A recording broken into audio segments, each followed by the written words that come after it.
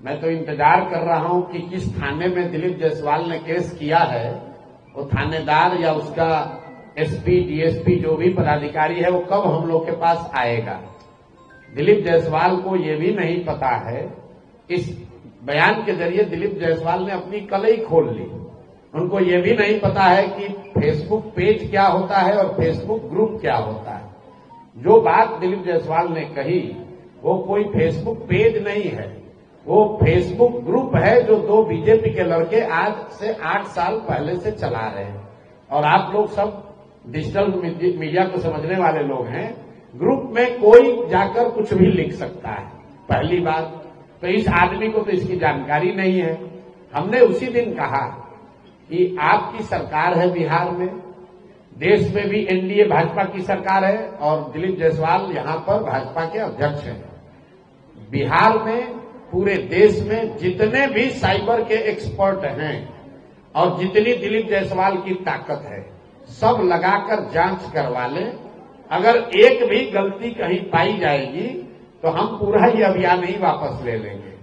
लेकिन उसी बयान में हमने ये भी कहा कि जब दिलीप जायसवाल ने बात छेड़ दी है तो दिलीप जायसवाल को अपने ही सरकार से सही ये भी जांच कराना चाहिए कि जिस कॉलेज को कब्जा करके बैठे हुए हैं, सिखों के माइनॉरिटी स्टेटस का एकमात्र मेडिकल कॉलेज है बिहार में, और उसी कॉलेज में कभी क्लर्क हुआ करते थे। उस कॉलेज में जो उसको बनाने वाले थे सरदार करतार सिंह जी, उनकी संदिग्ध अवस्था में मृत्यु हुई है और ये साहब आज उस कॉलेज को कब्जा करके बैठे हैं। तो वो किस थाने में गए हैं केस करने हम तो नहीं जानते हैं। दिलीप जायसवाल, कोई थानेदार अभी तक आया नहीं है। लेकिन अब दिलीप जायसवाल पहले बताएं कि जिस कॉलेज के तुम मालिक बन के बैठे हुए हो उस कॉलेज पर कब्जा कैसे किए हो ये बताओ। और ये बताओ कि पिछले 25-30 साल में उस कॉलेज से, ध्यान से सुन लीजिए, उस कॉलेज से बिहार के कितने नेताओं के बच्चों ने मेडिकल की डिग्री हासिल की है। इस आदमी का पूरा राजनीतिक कैरियर, ये गलत जगह इन्होंने बटन दबा दिया है। ये समझ रहे हैं कि हमको डरा देंगे। मेरे भाई, अब आप अभी 2-3 दिन के बाद मैं डिटेल प्रेस कॉन्फ्रेंस करने वाला हूं इस कॉलेज की, इनकी यात्रा पर, ये कैसे उस कॉलेज के मैनेजमेंट कमेटी में घुसे, अपने बहू को जो सिख है उसको उसका इंचार्ज बना दिया है। भाई, उस कॉलेज का मालिक कोई सिख ही हो सकता है। और पिछले 25-30 साल में सरकार चाहे जिस किसी की भी रही, यहां बहुत सारे युवा हैं, इसको चलाइए भैया। मेडिकल में आपके बच्चों का एडमिशन होने के लिए आपको 4 बार 5 बार टेस्ट देना पड़ता है। और ये जो कॉलेज है जो इनके अध्यक्षता में, इनके मार्गदर्शन में चल रहा है, इसमें बिहार से के कितने नेताओं के बच्चों ने, उनके भांजों ने, उनके भतीजों ने, उनके भाइयों ने मेडिकल की डिग्री हासिल की है। ये रिकॉर्ड दिलीप जायसवाल को जारी करना चाहिए। नहीं करेंगे तो हम जारी करेंगे। कि आप देखिएगा कि कोई नेता किसी दल का बचेगा नहीं। कम से कम 50 से ज्यादा नेताओं को, ध्यान रखिए, 50 से ज्यादा अलग अलग दल के नेताओं ने अपने परिवार के से जुड़े हुए लोगों को उस मेडिकल कॉलेज के माध्यम से डॉक्टरेट की डिग्री, मेडिकल की डिग्री दिलवाई है। और दिलीप जायसवाल का पूरा राजनीति इसी पर है। अब आप लोग जाकर पूछ लीजिएगा कि प्रशांत किशोर ने आरोप लगाया है, जो दम है वो कर लो। और इससे पहले एक और नेता थे, सर्वदलीय नेता, इनका नया नाम रखे हैं, इसका नाम है सर्वदलीय नेता। आप लोग, हम लोग सुनते हैं नेता लोग दल बदलता है, तो अशोक चौधरी ने उसका एक स्टेप आगे का रास्ता निकाल लिया। ये कहा दल क्यों बदले, सब दल में एक आदमी को रख दो, दल बदलने की जरूरत नहीं है।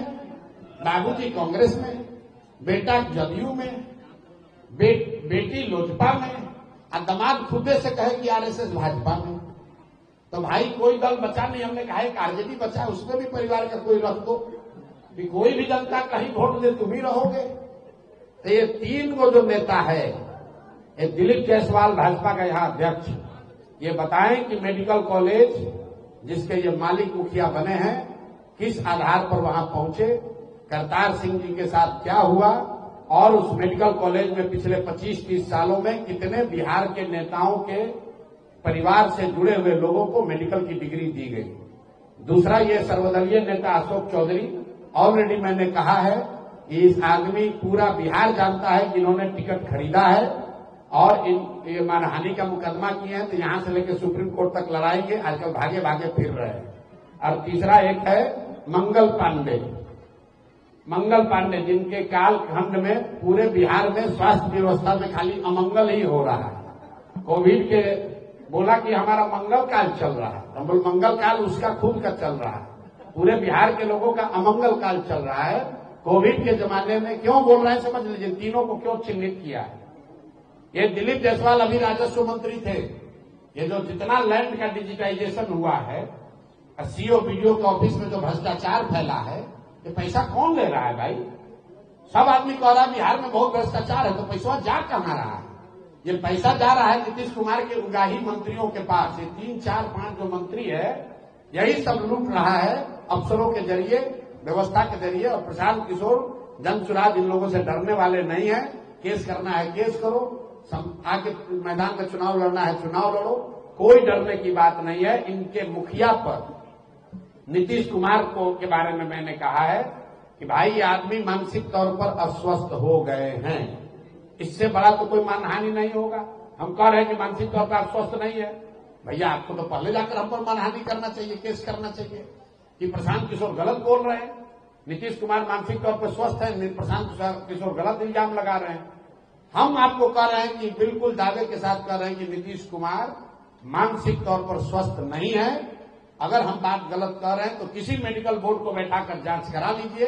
अगर उससे भी नहीं भरोसा है तो थाने में केस कर दो, उससे भी नहीं भरोसा है तो जाकर कोर्ट में केस कर दो। हम डरने वाले नहीं हैं। सही बात, सत्य को कोई डरने की जरूरत नहीं है। इनका पोल खुलने ही वाला है और जनता रोज देख रही है। इन लोगों का आखिरी समय आ गया है राजनीतिक तौर पर, अब इनका किनारा करने का टाइम हो गया है। प्रधानमंत्री बिहार आते हैं, बात करते हैं, परिवारवादी बात करते हैं, लेकिन आप जो मुद्दे उठा रहे हैं रोजगार की, शिक्षा की, उसकी बात नहीं करते हैं। देखिए, एक बात और कहा है कि अब बिहार का जो डंका है वो अफ्रीका में बिहार का डंका नहीं बोला उन्होंने, कहा कि बिहार के में बने इंजन से अफ्रीका को खींचा जाएगा। बिहार की बात जो है वो अफ्रीका में भी हो। ठीक है। तो मैं आपको बताऊं, मैं मोदी जी के साथ 14 में मैंने काम किया है।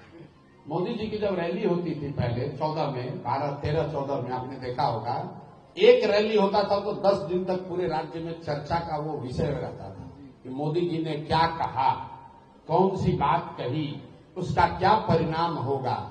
अब मोदी जी आते हैं, बोलकर चले जाते हैं, एक दिन के बाद कोई उसको ध्यान भी नहीं देता है। कल पूरे उनके भाषण में उन्होंने एक भी ऐसी बात नहीं कही जिसके बारे में बिहार के लोग सुने, समझे या चर्चा करें। पहली बात जो बात हम लोग कह रहे हैं, ये पिछले 3 बार से जो मोदी जी आ रहे हैं, ये सरकारी तंत्र का उपयोग करके गरीब जनता का पैसा लेकर, आप बताइए आंगनबाड़ी वर्कर को, टीचर को, आप लोगों ने वीडियो देखा है, सबको जबरदस्ती बैठा के ले जाकर वहां आपने जमा कर दिया। चलिए प्रधानमंत्री आप कर सकते हैं, मधुबनी में आपने पूरे बिहार के पंचायती राज से लोगों को जुटा लिया, लेकिन जुटाने के बाद आपने कहा क्या मोदी जी ने बिहार में पलायन रोकने पर एक भी शब्द कुछ कहा? क्या मोदी जी ने बिहार की बिगड़ती हुई शिक्षा व्यवस्था के बारे में कुछ कहा? क्या मोदी जी ने बिहार में भ्रष्टाचार के बारे में कुछ कहा? क्या मोदी जी ने ये कहा कि कब बिहार के बच्चों को गुजरात नहीं जाना पड़ेगा रोजी रोजगार के लिए? मोदी जी तो वही बात कर रहे हैं कि हमने सड़क बनवा दिया। तो मेरे भाई, सड़क बनवाकर, ये बिहार के लोगों को समझने की बात है। जैसे मैंने ट्रेन वाली बात बताई थी, आप सड़क की बात समझिए। बिहार में सड़क बनाकर कोई एहसान नहीं कर रहा है। अगर आपको नॉर्थ और अगर ईस्ट और वेस्ट को आपको जोड़ना है तो बीच में बिहार है, तो बिहार हो ही के तो सड़क जाएगी भाई। अगर आपको बंगाल को दिल्ली से जोड़ना है तो बिहार होके ही तो सड़क जाएगी। बिहार को कोई एहसान थोड़े ना कर रहे हो। तो ये लोग जो कहते हैं हम सड़क बनवा दिए, अरे भाई सड़क आपने इसलिए बनवाया है कि कलकत्ता से सामान दिल्ली आराम से पहुंचे। अब कलकत्ता से दिल्ली अगर रेलवे लाइन है तो इसका मतलब थोड़ी ना कि वो बिहार को स्पेशल कुछ मिला है। जो रास्ते में पड़ेगा उसको फायदा होगा। तो ये हम लोग पर कोई एहसान नहीं कर रहे हैं। मोदी जी ने कहा इंजन वाली बात, तो भाई वो पहले तो फैक्ट्री उनकी दी हुई है नहीं, और हम लोग यही चाहते हैं कि बिहार के लड़कों का कंधा इतना मजबूत हो कि हम लोग अपने परिवार का गाड़ी खींच सके, हम लोग अपने परिवार का जो बोझ है उसको उठा सकें। अफ्रीका का बोझ उठाने के लिए मोदी जी को दिल्ली में बैठाया गया है। वो अफ्रीका के लोग उठाए, देश के लोग उठाए। अभी हम लोग बिहार के लोग तो अपना बोझ उठाना चाहते हैं। ये चाहते हैं कि भैया हम लोग के बच्चे बाहर मजदूर बन के न जाएं। मोदी जी ने अभी तक पिछले 3 अपने दौरों में एक बार भी ये नहीं बताया कि 1,25,000 करोड़ रुपया जो उन्होंने पहले दिया था, जो उन्होंने आरा में घोषणा की थी 2015 में, उस 1,25,000 करोड़ का क्या हुआ? या पैसा मोदी जी ने भेजा कि नहीं भेजा? और अगर भेजा तो इसका मतलब है कि एनडीए की सरकार, उन्हीं के साथी लोगों ने यहां पर उसको लूट लिया, क्योंकि 1,25,000 करोड़ का कोई काम बिहार के लोगों को तो दिख नहीं रहा है। तो उस पर न बोलकर मोदी जी ने कल कहा कि कोई एक ट्रेन शुरू करेंगे हम लोग, एक गोरखपुर से उसको यहां पर बिहार में 25 किलोमीटर का। तो ये बात तो हम लोग रोज कह रहे हैं कि गुजरात जाइएगा तो 1 लाख करोड़ का बुलेट ट्रेन दीजिएगा और हम लोग को 25 किलोमीटर का रेलवे लाइन का उद्घाटन भी नहीं है।